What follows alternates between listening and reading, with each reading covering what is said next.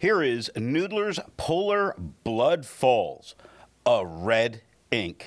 This comes off as more of a standard red than that looks just a little faded in tone, just a little bit. But it really does, to me, come across a little bit more standard than I would have kind of expected for this, especially with what it is based on. If you were to look up Blood Falls, you're going to see what I'm talking about here. It gives the same tone red as the chromatography and as on the swatch. This is a very permanent ink. Now, there's only the slightest tone shift as papers change. It does offer a tiny bit of shading and generally doesn't feather or spread. On non-fountain pen friendly paper, it is extremely well behaved with no bleeding and no real ghosting.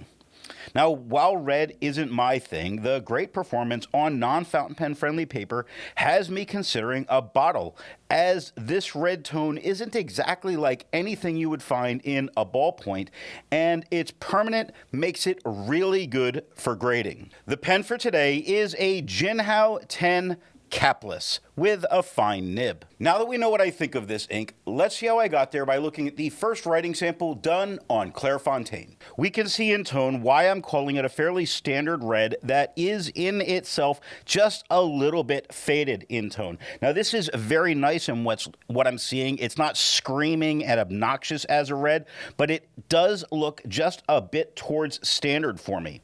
Now it doesn't feather, it doesn't spread. I do see little spots of shading that are going on. Quickly look at quickly here, where the downstroke of the Q is a little bit darker. It lightens as it comes up into the into the U. That I being very dark, getting lighter again at the C. The K very dark with a nice mid-tone LY at the end. Looking at the back of the page between the wiggling fingers, we get no bleeding, no ghosting, making it great for taking notes back here.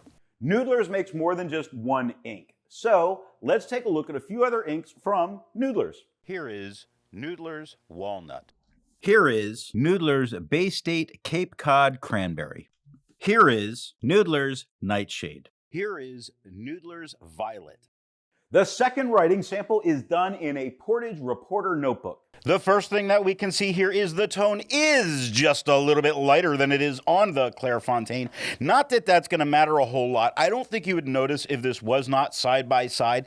It does not feather. It does not spread. It does still have some of that shading that was going on the Clairfontaine, not as stand out when you look at quickly on the second line. It is never getting as dark as it did on the Clairfontaine, mostly giving a nice mid-tone and a whole bunch of lighter tones. If you look at Jumped right next to it, you see the M and P are a little bit darker than the ED at the end. Looking at the back of the page, none of this bled through to the page underneath, though with the heavy ghosting going on in this paper, I probably would not write back here for fear of losing both sides of my notes.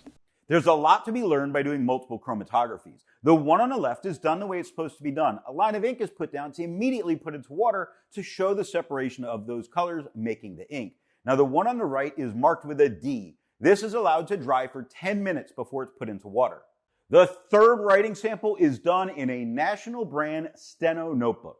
Our purpose here is with this toned paper to see, does it affect the tone of the ink? And it is a little bit lighter than it is on the Clairfontaine, noticeably lighter, I will say. And while it is noticeably lighter, it is lighter than it was on the Portage. Now, it does have the tiniest bits of feathers that you can look real close and see it with the RD of Wizards right here on that first line. So it is present, but you have to go looking for it. It's being really nitpicky to say that it's even there. Other than that, we have no spread. We still do get some shading going on. Take a look at Boxing, where that X gets crossed, it gets nice and dark. Jumped has a nice mid-tone through most of it, but during the downstroke of the J, it's darker. The downstroke of the P, darker. So it would seem really on that downstroke is where you do get to see some of those darker tones. Looking at the back of the page, we have no problem with bleeding through to the other page. There is a fair amount of show through, especially on a couple of words. Being a more inexpensive paper, I probably would not write on the back of this paper, but there are other ones coming that are going to be much better. Resistance tests are done to see how well this ink can be expected to perform on the page, and more importantly, how hard it may be to clean from your pen. Now, this smear is allowed to dry for 3 days before testing it. In the upper left, you can see where there is highlighter. In the upper right, that is pen flush. The lower left has a 1/3 bleach solution, and the lower right has plain old water. The next writing sample is done in a Rhodia notebook. We have no tone shift when it comes from the Clairfontaine to the Rhodia. Now, I really wouldn't expect that. My real purpose for looking at this is to see how well does it stand out against the quad rule. And it stands out perfectly fine. It doesn't get confusing to my eyes to be able to see all of this at the same time. It still does not feather, does not spread. It shades about as well as it did on the Clairfontaine. This is doing extremely well, and I'm really happy with how well it stands out on the quad rule. Looking at the back of the page, we get no bleeding and no ghosting. With over 1,000 inks reviewed, let's take a look at a few more red inks. Here is Noodler's Black Swan English Rose. Here is Noodler's Cayenne. Here is Noodler's Nikita. Here is Noodler's Chekhov. All of the inks that you just saw have a review here on the channel.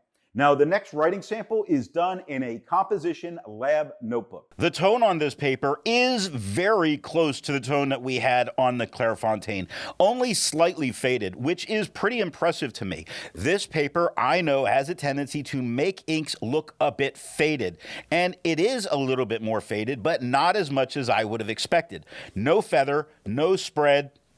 Still some shading. When you look at quickly here, the beginning of the Q is much darker than that down circle. Nice mid-tone through the U. I see that K gets pretty dark. Nice mid-tone with the L and a very dark Y at the end. Looking at the back of the page, we get no bleeding, no ghosting, making this an excellent ink for the student note taker that wants to make sure their lab notes are protected. And if you took lab notes like this, I would probably bump your grade a little bit.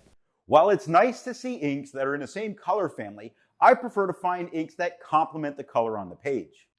Here is Noodler's Blue Black. Here is Noodler's Lexington Gray.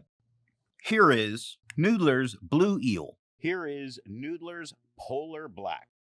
The best way you can support this or any channel that you like watching is to alert the retailer of where you saw the product at time of purchase.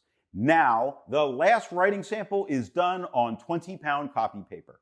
Here the tone is almost the same as it is on the Clairfontaine, just a little bit lighter in tone. Now, it does not feather, does not spread, does give the tiniest bits of shading. If you take a look at 5 on the first line, the top of the F is quite a bit darker than the bottom of the F. Nice mid-tone through the IV with a darker E at the end. This is doing exceptionally well on the 20-pound copy paper, and this is, to me, the most important when I talk about how inks perform on cheap papers.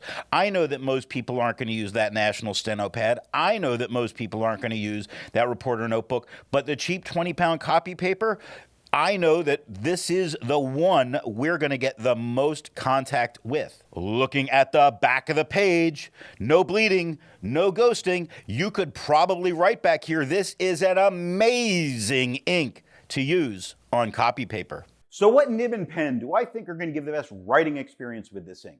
The medium flow fine nib of the Jinhao 10 capless gave a close enough to consistent tone with a little bit of shading. Now, I know I've waited to the end, and I probably should have done this at the beginning, but this ink came to me from the Angry Rooster Creations channel, and I'm going to link them down in the description. I had a card show up much earlier in the video.